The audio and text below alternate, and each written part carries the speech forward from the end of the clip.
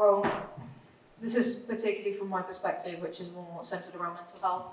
But the healthcare and guidance I've received from the NHS and a lot of youth services have been generalised. I've been told that this has worked for X amount of people, so by and large, it will work for you.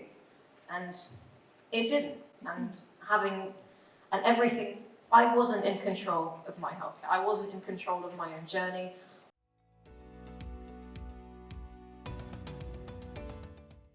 Our population is very diverse, and we've got different cultures and different households we grow up in, which have different ideals. So it's not one size fits all. One piece of advice won't benefit us all.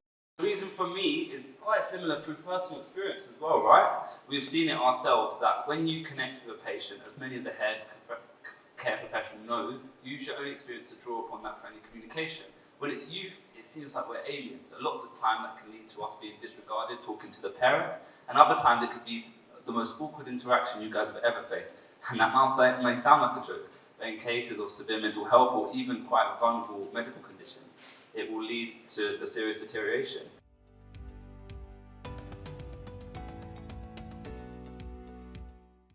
People see knowledge as numbers. So, for example, I'm a child, I have 25 points. Someone older than me has 150 points because he's been here longer or she's been here longer.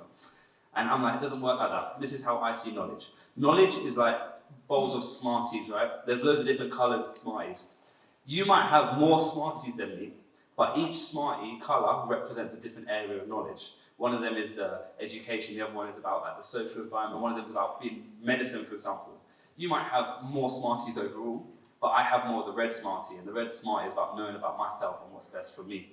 And that also links into how young people and doctors, essentially, that's also linked into how young people are treated by doctors, in that there's always that power dynamic, that balance of power is always askew, that, you know, I have more X Smarties than you, I have the entire Grey's Anatomy book behind my you have, I don't know, 10 years on the planet, which it's not essentially matching up, because I know what's best for me, I know what works for me, you don't. And there's no shame in asking someone, how would you like to conduct this?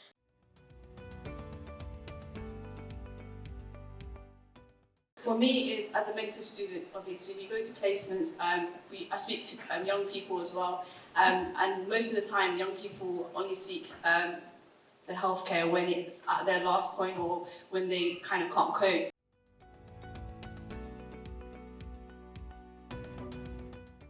I think that there's so many ways we can sort of promote diversity. I think that not just having one specific day, and having it called Diversity Day is going to help a lot. Sending professionals abroad and learning about the culture, and then coming back, and then they can now better provide a service to young people that might be from an ethnic minority. I think to add into that, also maybe making it the core curriculum of like medicine, nursing, physiotherapy, or whatever healthcare it is. So if it's part of the curriculum, then obviously they're taught and educated, and that would obviously help when they come to the actual workforce.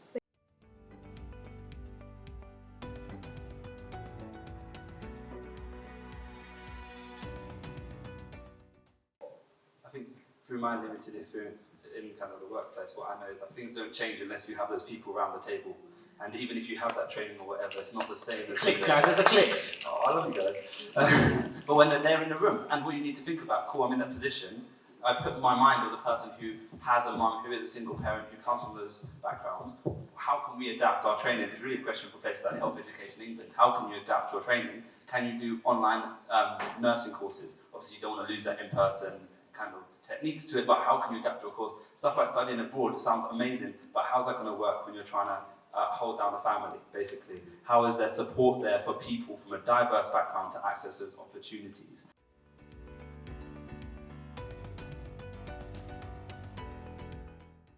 Yeah, and I think part of the problem is diversity, it's seen as an entirely separate training module. To be given testimonials from different scenarios, to be given like experiences from different people rather than the same person every time, is something that could really benefit you, because ultimately the training doesn't include what it means to see this in a real life scenario at all. It informs you that yes, diversity exists, but that's almost where it draws the line.